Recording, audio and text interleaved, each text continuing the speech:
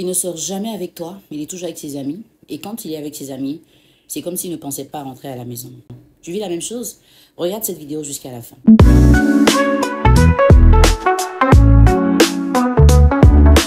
J'ai eu la chance d'avoir une cliente en coaching qui vivait la même situation que toi. Enfin, une partie de sa situation correspond à celle que je décris. Alors, pendant l'échange, je lui ai posé une question. Pourquoi est-ce que tu aimes ton mari? Elle a dit, je l'aime parce qu'il est très généreux envers ma famille. Il a rendu service à beaucoup de personnes dans ma famille. C'était un peu ça le champ lexical de ce qu'elle disait. Je lui repose la question. En dehors de ce que ton partenaire fait pour ta famille, de sa générosité, de tout ce qu'il fait pour toi financièrement et matériellement, pourquoi tu l'aimes? Elle n'avait pas de réponse à donner. Je lui ai demandé, on imagine que ton mari sait que tu l'aimes parce qu'il est généreux envers ta famille et qu'il est généreux envers toi. Comment tu penses qu'il va se comporter? Elle n'arrivait pas à répondre. Et parmi ses plaintes, c'était que, en fait, il lui reproche des choses, mais elle ne réagit mal que parce qu'il sort et qu'il rentre assez tard. Elle ne lui fait pas confiance. Et là, je lui demande, est-ce que vous êtes déjà sortis ensemble? Elle dit oui. Est-ce que pendant que vous sortez ensemble, tu as l'impression ou tu remarques qu'il est heureux de passer du temps avec toi en extérieur, ou est-ce que c'est toi qui es heureuse de passer du temps avec lui en extérieur? Elle m'a dit clairement, c'est moi qui suis heureuse, mais lui, il ne l'est pas. Et j'ai essayé de lui expliquer ce que je vais te dire aujourd'hui. Vous savez, mesdames, les gens vous ont habitué à trop de plaintes. Ils vous ont habitué à tellement vous plaindre que dès qu'il y a un souci, vous êtes prête à vous plaindre. Vous ne regardez jamais le côté positif, vous regardez automatiquement le côté négatif. Vous n'êtes jamais sereine dès qu'une situation se produit. Et pourtant, les situations dont vous parlez là sont des situations normales. Un homme avec qui tu es, parce qu'il est généreux et qui prend soin de ta famille, ce n'est pas un homme que tu aimes. C'est un bienfaiteur dans ta vie. Et si ce bienfaiteur sait que tu le vois comme un bienfaiteur, il ne peut pas avoir avec toi l'attitude qu'on a avec une femme amoureuse. Peut-être que tu ne vas pas oser dire la vérité à ton partenaire. Si tu as l'occasion de te dire la vérité à toi-même, vas-y, dis-toi cette vérité. Et à partir de là, tu auras trouvé la solution à ton problème. Quand un homme a affaire à une femme qu'il aime, il le sait. Quand il a affaire à une femme qui est avec lui, parce qu'il est un abri pour elle, il le sait. Quand un homme a affaire à une femme qui reste avec lui pour avoir un honneur, il le sait. Les hommes savent tout ce qu'on ressent. Ils sont juste moins bavards que nous. Ils sont moins expressifs que nous. Mais ils ne sont pas des ignorants. Donc derrière les plaintes que vous faites là, ils ont une version qu'ils ne partagent pas avec vous. Vous allez me demander pourquoi. Mais parce que vous n'avez pas un bon niveau de communication.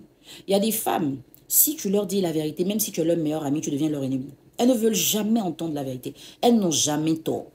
Peu importe la situation, il faut qu'elles aient raison. Si elles en parlent à 2-3 personnes qui ont validé que tu es la 4e personne à dire non, c'est fini, tu ne l'aimes pas. Tu ne la comprends pas. Tu es jalouse d'elle.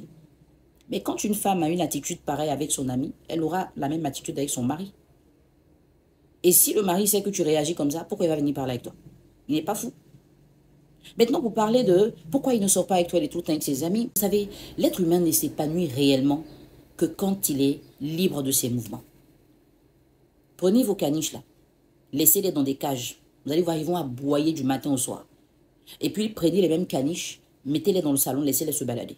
Vous n'entendrez même pas de bruit, vous n'aurez même pas l'impression que vous avez un chien chez vous. Donc si les animaux eux-mêmes ont peur de l'emprisonnement, imaginez les êtres humains. Donc quand votre partenaire est avec vous, il se sent emprisonné. Pas parce que vous avez fermé la porte, mais parce qu'il n'est plus libre de dire ce qu'il pense. Il n'est pas libre d'avoir un avis différent du vôtre. Il n'est pas libre de vous dire la vérité. Il ne peut pas vous parler sans avoir peur que ça crée un problème. Mais il est dans une prison. Et comparez cette réalité à quand il retrouve ses amis. Et puis je veux vous dire un truc. Vos hommes qui retrouvent leurs amis ne les retrouvent pas pour vous tromper forcément. Parce que pour tromper un homme n'a pas besoin d'avoir des amis. Les gens vous ont peut-être habitué à ces concepts. Parce que malheureusement, les gens, quand ils ont vécu une expérience, ils pensent qu'elle va se reproduire dans la vie de tout le monde. Donc, ils vous transmettent leur énergie. Et vous êtes convaincu que si telle personne l'a vécu, moi aussi je le vivrai. Ce sont des pensées intérieures négatives qu'il faut changer. Donc, quand ton partenaire se rend compte qu'avec toi, il est vraiment au restreint et qu'avec ses amis, il peut rire aux éclats, il peut pleurer, il peut se confier, il peut dire tout ce qu'il ressent, si toi-même tu devais choisir, tu resterais avec qui? Non, dis-moi en commentaire. Si tu avais un homme qui te terrorisait, qui choisissait tes mots, qui te disait non, ça j'aime pas, ça je veux pas, pourquoi tu fais ci, pourquoi tu fais ça, telle personne t'a appelé, c'était pour... Ok, tu sais ce que je veux dire. Si tu avais un homme qui te faisait ça, et puis tu avais l'occasion de te retrouver avec tes amis, ou quand tu arrives, tu ris aux éclats, tu t'amuses, tu peux boire un verre, tu peux danser, sauter, et que personne ne te critique pour quoi que ce soit, tout le monde te laisse t'épanouir, tu choisirais quoi? Sois honnête, tu choisirais quoi? Mais pourquoi quand eux, ils choisissent leurs amis, vous êtes fâchés? Un homme reste avec une femme plus que ses amis des fois, à condition d'être vraiment épanoui à ses côtés. Vous n'avez jamais entendu de gens vous dire, celui-là, depuis qu'il est marié, on ne le voit plus. Vous n'avez jamais entendu. Mais il n'a pas marié son ami, il a marié sa femme. Donc, le véritable problème, c'est un problème de confiance en soi. C'est un problème d'estime de soi. Tu ne te sens jamais en sécurité dans une relation parce que tu penses que tu ne mérites pas d'avoir une relation sécuritaire. Que tu as pris l'habitude d'être dans des relations où il n'y avait pas de sécurité. Du coup, tu penses que tout va se reproduire pareil. Donc, même quand tu as affaire à quelqu'un qui n'a même pas l'intention de te faire mal, tu pousses la personne à se dire qu'il est possible de te faire mal.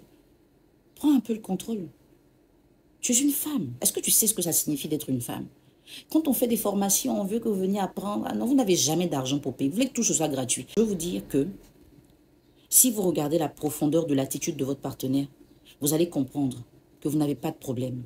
Vous avez juste un manque d'information ou vous avez une désinformation. Maintenant, vous pouvez avoir un problème pour lequel vous vous posez des questions. Un souci, regardez dans la description. Vous allez voir un numéro WhatsApp. Vous allez voir aussi un lien WhatsApp. Cliquez dessus tout simplement et puis demandez rendez-vous d'IMAC. Mettez juste ça. On aura 30 minutes d'échange par des notes vocales, pas par appel, par des notes vocales.